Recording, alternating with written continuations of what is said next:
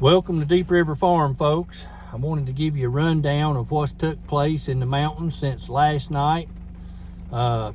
We've got some updates that's coming in. I guess you folks can see that we are getting some rain, some much needed rain. But here is the current hour by, I'd say every 2 hour update that we've got. They started out this morning with a wildfire overall view, and the Alarka fire is sitting at 1,511 acres, 37% is contained. Now we jump down to the Black Cove complex. This is the big ones down around Flat Rock, Henderson County, Polk County. The Black Cove fire, 3,502 acres, 36% contained. The Backwoods fire, 3,970 acres, 32% containment. Fishhook fire, 199 acres, 100% containment. Rattlesnake Branch fire, 1,882 acres, 21% contained. The Table Rock complex, which is the Table Rock fire, 13,167 acres, 9% containment. Persimmon Ridge fire, 2,078 acres, 24% containment. At 9 a.m., the burn ban was lifted for many of the South Carolina counties. It had been a burn ban statewide, but for most of the 41 counties, the burn ban is still in effect for 5 counties, and those are in Greenville, Horry, Oconee, Pickens, and Spartanburg. At 9:30 a.m., the burn ban is still in effect in North Carolina. 100 counties, total burn ban. No outdoor burning whatsoever. At 9:50 a.m., they have issued interactive maps. I'm going to post them on my post so you can see those maps. You'll be able to go from the video here and be able to see that. At 10 a.m., some of the trails have been reopened in the DuPont. This is the DuPont State Recreational Forest. They had been closed because of the potential wildfire impacts, and they are back open. Those are the Reasonover Creek Trail, Turkey Knob Trail, Joanna Road, Poplar Hill Loop, Twin Oaks, Table Rock Trail, Three Lakes Trail, Mine Mountain Trail, Fawn Lake Loop, Cornmeal Shoals, Grassy Creek Trail, Conservation Road, Fawn Lake Road, the Continental Divide Tract. They are open now. They had been closed on the 25th of March, but are now open. At 10:55 this morning, there was a notice given by the Forestry Service on the Black Cove complex fires for the update. Rain across the fire area Sunday night helped cool some of the hotter areas of the fire. The rain potential and thunderstorms are likely this afternoon, which is what we're seeing now, and are expected to further dampen the fire behavior. The crews worked Sunday to extinguish the hot spots within the containment lines. Monday's operational period, they plan on focusing on patrolling for any remaining hot spots for mop-up purposes, and repairing areas of the heaviest impact to protect the waterways from that ash mud we had talked about, and other natural resources. They're going to be focusing on safety. The Sunday night rain has created extremely slick conditions, folks. This is that old ash mud again, and that is along the fire lines. Potential afternoon thunderstorms will bring conditions that will also need to be monitored. The rains at 11:40 were helping with fire containment. The rain shower, very humid conditions, expected to further dampen the wildfires, and the weather gauge at the Asheville Regional Airport in Buncombe County showed roughly 0.14 of an inch of rain at 7 a.m. this morning.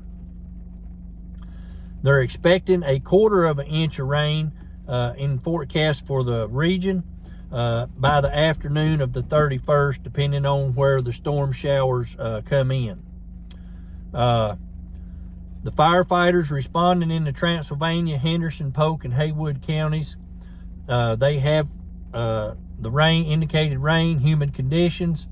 They have positively contributed to the dampening of the fires. So this has allowed them to make great progress in the containing of the Table Rock fire. This is how it's brought it up considerably from 0 to about 30-some% now. First responders have said rain on the 31st has helped cool the hotter areas of the Black Cove complex fires. They're expecting continued rain showers and thunderstorms. The forecast is the possibility of more precipitation moving toward the end of the weekend, which that took place. And even yesterday there was some rain. So the continued rain forecast and stuff has helped. A report from the Alarka fire. This is out by the Eastern Band of Cherokee Indians. It grew only 4 acres on Sunday. The fire's at 37% containment. It was 0. And let's see, the breaks in the humid, wet conditions, they will remove and clean up equipment no longer being utilized along the fire lines on Monday. There's 164 people responding to this fire in Alarka. All the evacuation orders have been lifted around Alarka. 1 house and 1 camper was lost in the fire. That has been confirmed. There is 100 plus firefighting personnel working the Rattlesnake Branch fire. It's 1,865 acres, 21% contained. And they will continue to secure the fire's edge around the power lines and the private property along US 276 at Crawford Creek and Rattlesnake Branch Road. They're going to continue scouting, identifying structures in Crusoe that they need to protect to prevent the fire from getting to those structures. They don't want anything spreading further into the wilderness area, Shining Rock, that's on private lands. The fire potential is expected to be moderate on Monday, and a temporary flight restriction remains in place in and around the fire areas due to the tankers and the Chinook helicopters and other aircraft that are helping with the battling of the fire. There's been 2 they mapping and doing reconnaissance with 4 helicopters, 2 air attack platforms, and 2 fixed-wing Super Scooper airplanes that can respond to the fire if needed. The plans in Polk County. It's damp. Recent rains have brought relief. They are continuing to search along the edges of the Black Cove fire and the Deepwood fire for hot spots and embers and flames hiding in hollow trees or dried logs, ensuring no possibility of the escape when the dry weather returns. Construction can leave scars on the landscape from fire breaks during these wetter days, and they plan to install water bars and use straw bales to cover any bare ground disturbed by the firefighting. This will help cut down on the water leaching into nearby streams and stuff as well. Transylvania County, they wanted to know how much land has actually burnt there at 606 acres of land. 2.4 acres of that is on private land, and the rest of it has been state forest. No homes have been damaged on that part of Transylvania County. A portion of the county remains in a yellow evacuation status with no mandatory evacuation orders in place. The Table Rock Complex, an update at 3:15. The Forestry Commission says 30% containment at Table Rock, 64% at Persimmon Ridge. The fires have not grown during the morning hours, but a total of 12,592 acres have burned at Table Rock and 2,078 at Persimmon Ridge. So they continuing to make progress, folks, with this rain. Continue to pray for more rain so that this can be eliminated, and the dangers to nearby properties and structures and things can be done away with. We just need to get this out. Those people have done enough, have been through enough since Hurricane Helene and that hit, and then we had the all the food and stuff we had to get up into the mountains to the folks, and then we had to get warm clothing up there, and then it was the buddy heaters and stuff like that, and propane, and all the propane tanks, the 20-pounders and 40-pound tanks, 30-pound tanks that was sent in, and then it warmed up a little bit. People started being able to actually get debris and stuff cleaned up off their property, and then boom, here comes the fires. So it's just been one thing after another for these folks.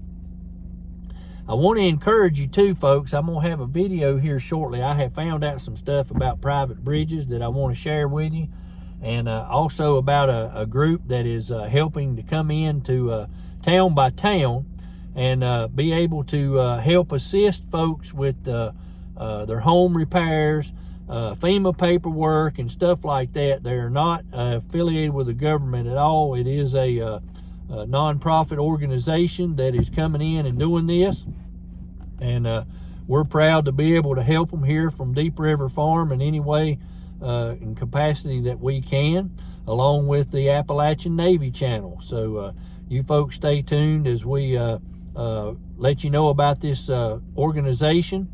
They're going to be working closely with the folks, the town people, the mayor, the fire departments, and the town councils in this town that they're starting in. And we'll let you know all about that information when that time comes, which is hopefully going to be tomorrow. I appreciate you folks joining me this evening. I'm going to have this information on another video. I apologize for putting out so many at a time in a day, but I feel like the information needs to get out to you folks so that you can stay abreast on what's going on, and everybody knows what's happening and some things that's going to benefit those that live in Western North Carolina that they probably otherwise know nothing about. Thanks for joining. Stay tuned for that video coming up on private bridges and things. And I appreciate you folks watching. Have a blessed day.